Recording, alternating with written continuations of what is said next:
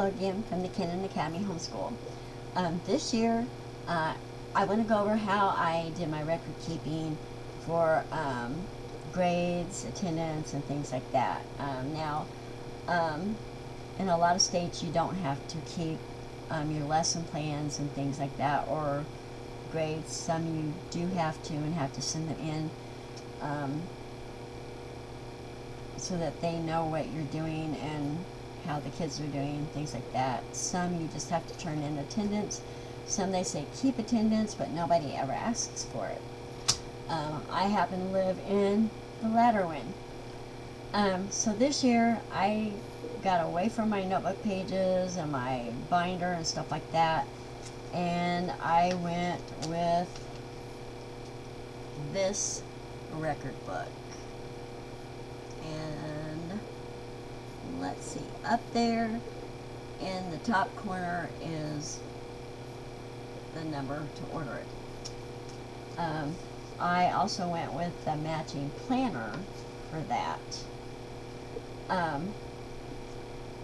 Now to get started, I decided to do this because I could put my whole year attendance here. Now I folded it back so that you cannot see the names in the books. But as you can see, I put the dates in and everything, and I check if it is. If they have a day off, if somebody has a day off because I have appointments or something, I put that in. It's an excused absence. I put an H for at home, because more than likely they're doing something at home that's educational. I know my great-grandson did this year. His mom has workbooks and things for him to work from there. Other days, it might say the name of a holiday and have an H for holiday. If they're sick, an S goes in and stuff like that. And then I mark it off at the end of 10 weeks is the end of my grade period, so I count that off. I can get 10 up here, but sometimes there's an odd week where we might not have met, and so I take it out another week and so forth. So I can change that up. I'm flexible in that regard, and I can add on at the end of the year to make sure that we get our 180 days at least, and actually a little bit more than that in the school area that I'm in. I mark how many days of attendance there was in each of those time slots, and then I add them up to the following one at the end of that grade period. I just marked a page. Oh, here we go. So then I will also take the same book and divide it up into subjects. This one happens to be history/geography. They kind of go hand in hand. I write their names in. You can see I date it. I write in the grade. Then at the end of the week, I can figure out what that grade point average was. So that at the end of the grade period, all I have to do is add those up and divide them out to get the average. So it's just that simple. You can decide what subjects you're going to do grades on things. Maybe you don't want to do those on art or PE, which PE could be, if you homeschool, it can be anything from a gymnastic class, a swimming class, ninja class. It can be playing outside, riding a bike, taking a walk, all kinds of things. Now, where do I get my grades from? I have these grade sheets. So these are the ones I used at first. This is the one I grew up with. This is the one that Calvert Homeschool did. And what was, oh wait, actually, this one is not homeschool, Calvert Homeschool. This is my lowest grades, like kindergarten through 3rd grade, I think. Calvert is was the opposite. A 4 was good and a 1 was bad. So there you go. Here I have what the letter grades mean to me, minus the plus and minus. And then I made notes like some people say that a D is 66 to 69 points and F is 0 to 65. But I noted that I did not choose that one. So then,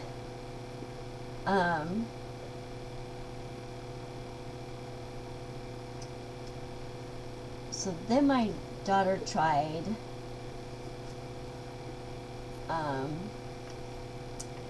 this online school, and this was how they graded. And they also only gave half a credit each semester. And then she went to a charter high school for a year and a half before they shut the doors. This here at the bottom, if I can get it in. Yeah. This was their grade scale. And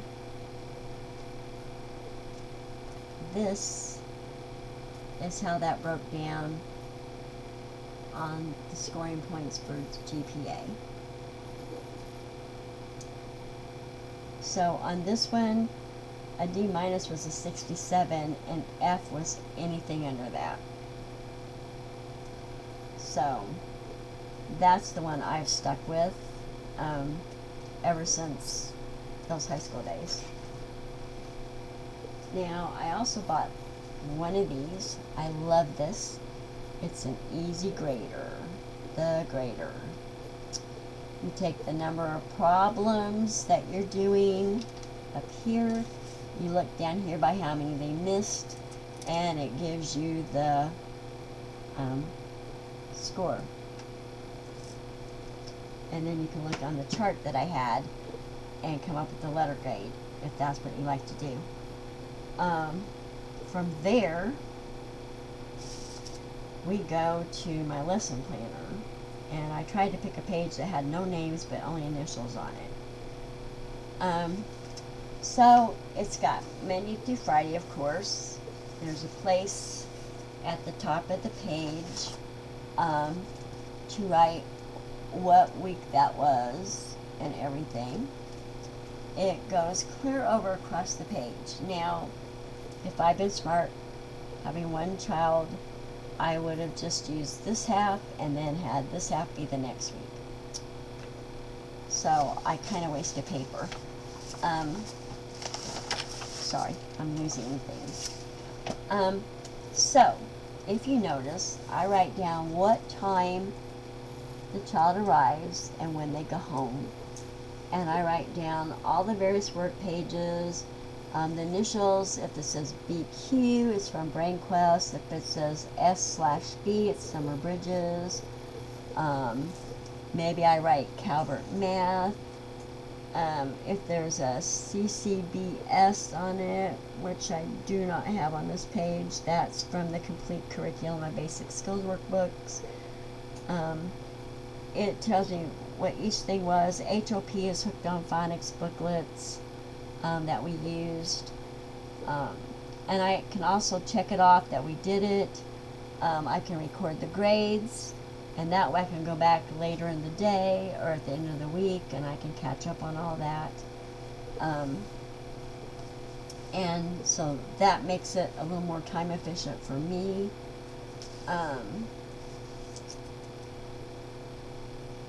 Then you have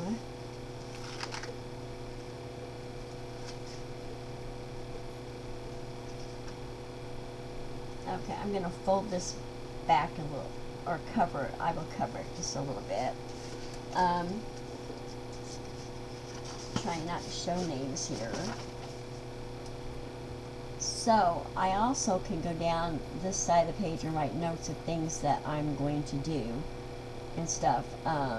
For instance, maybe I'm getting the grand dog, I'll write that in. Maybe I'm going to help my aunt, I'll write that in. Doctor's appointments for myself, the child I'm teaching, things like that.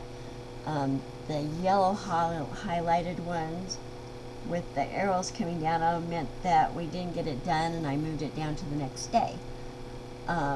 Circles, and sometimes a line with an arrow means I moved that down to the next day, and we just keep on doing it. If it was And sometimes my highlights, and I know when I'm looking at them straight on, um, sometimes the highlights might mean that I decided not to use it, decided to do it later on, decided to push it to the next week instead, things like that. On this particular one, we also did Calvert history, which I bought off of eBay, and things like that. I noted if we played games and what those games were and what we were supposed to get from that. There was Spanish. We used Spanish for Gringos because we'd worked through all the Spanish workbooks I'd gotten my hands on. Different various things like that. And I did that all through the end of the thing. Then I just posted a video on projects that we were thinking about doing, and I had noted it on this end of the page and stuff, along with crafts, along with the fact that we did a pipe cleaner bridge, and we used cups and filled them up with pennies to see when the bridge would collapse, things like that. So that's how I kept track of everything this year, and it meant I didn't have to have this big thick notebook with me and stuff. I've also already bought these for summer school and for the next school year. So we will go from there. I think these are also, because I keep my record books, my lesson planning books. If I use a binder with notebook paper, I take all that out and tie a piece of yarn through it or string and put it in a file folder, and I keep all those over the years and all my little notes and things. When my daughter was younger and I had my oldest two granddaughters, I just used something like this and filled it in and kept all my little notes and stuff.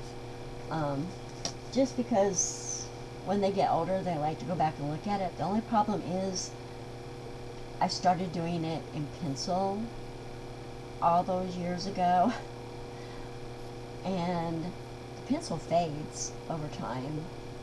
So now I'm trying to figure out, do I want to scan those into my computer and print them out so that they have it saved, or what? I tend to keep a file folder for each child, and I go through at the end of the year, because during the year I'll pick out certain tests and things like that and keep them in maybe a random work page, especially if it's got to do with handwriting, so I can show improvements at the end of the year. Then if it's too thick, I go back and I weed some of that out, and I'm trying to keep